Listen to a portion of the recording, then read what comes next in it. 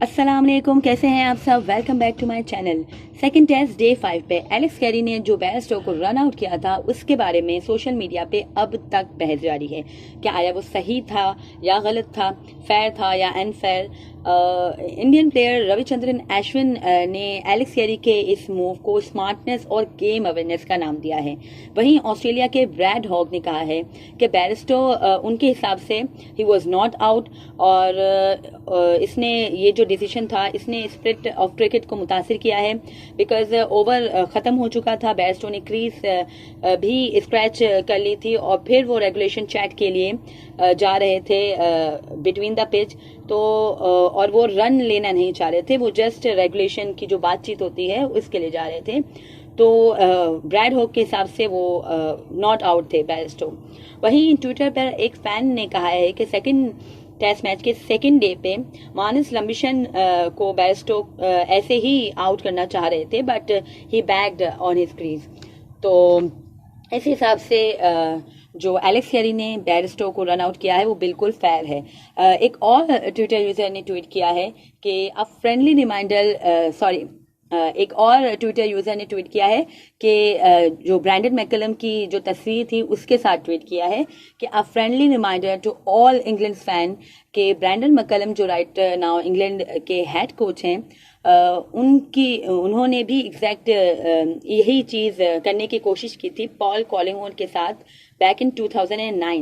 But obviously ये Bairstow हो गए या ब्रैंडन मैकलम हो गए, वो इस मूव में कामयाब नहीं हो सके। एलेक्स कैरी कामयाब हो गए, तो इस चीज़ को ज़्यादा है कि हाईलाइट मिल रही हैं। और ऑस्ट्रेलियन इसके ऊपर पैट क्यूमिंस ने कहा है कि it's totally fair for me.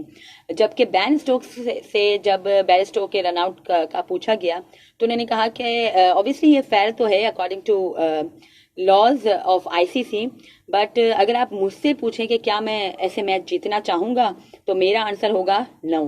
But Bairstow को ये भी जो बेयरस्टो ने सेम टेस्ट मैच में यही हरकत करना चाहिए थी मानस लंबिशन के साथ, तो फिर क्या बेयरस्टो उसे नॉट आउट करा देते अगर, तो बेयरस्टो इसमें कामयाब हो जाते तो क्या बेयरस्टो उसे नॉट आउट करा देते और अपील नहीं करते।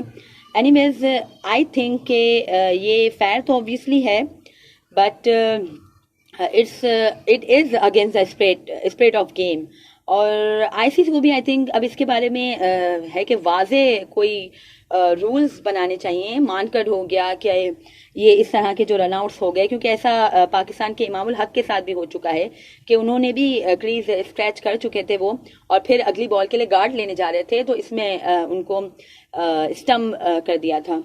तो उस बारे में भी खैर बहुत बात हो रही थी, लेकिन अब आईसीसी को आई थिंक ये कुछ इसके बारे में प्रॉपर रूल बनाने चाहिए कि अगर मानकट भी है तो ये आप कर दो, इसको रूल बना दो कि जब तक बॉल रिलीज नहीं होगी नॉन स्ट्राइकर एंड से बैट्समैन क्रीज से नहीं निकलेगा, अगर तो निकलेगा तो फिर वो आउट है।